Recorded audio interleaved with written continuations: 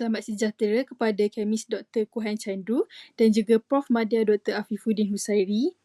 Video kali ini adalah pembentangan bagi aktiviti serapan malam menggunakan aplikasi.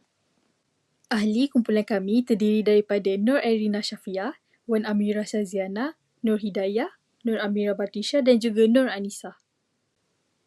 Bagi menjalankan aktiviti serapan langit malam, kami menggunakan aplikasi AI Stellaria Mobile StarMap.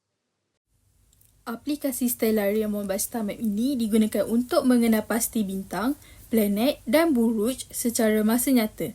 Aplikasi ini menggunakan GPS dan AI untuk memaparkan kedudukan objek langit dengan tepat.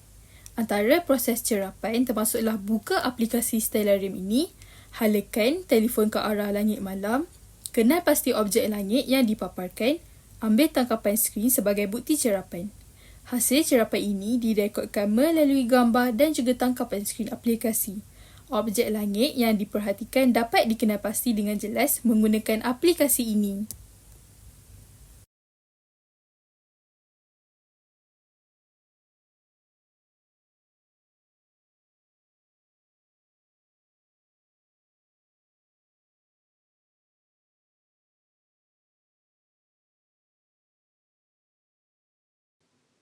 Semasa cerapan, kami berjaya mengenal pasti buruj.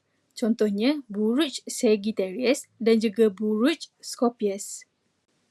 Seterusnya, antara bintang yang dapat dilihat adalah bintang Arcturus.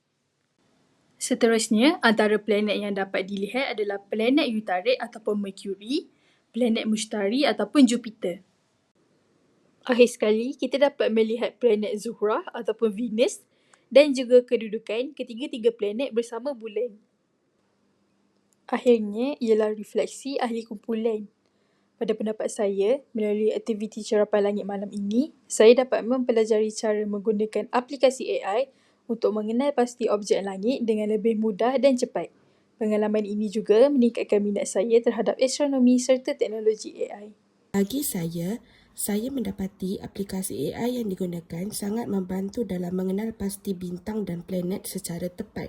Aktiviti ini memberi pengalaman baharu dan menjadikan proses pembelajaran lebih interaktif.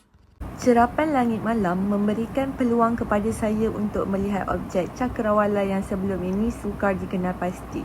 Saya juga lebih memahami kelebihan AI dalam menyokong aktiviti pemerhatian saintifik. Daripada pengalaman ini, saya belajar bahawa penggunaan aplikasi AI menjadikan cerapan langit malam lebih mudah, menarik dan berkesan. Aktiviti ini juga turut meningkatkan kemahiran saya dalam pemerhatian, dokumentasi dan kerja berpasukan.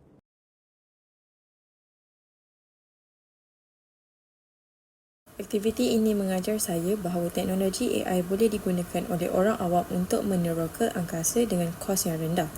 Saya berasa teruja apabila dapat membandingkan hasil cerapan sebenar dengan maklumat yang dipaparkan oleh aplikasi.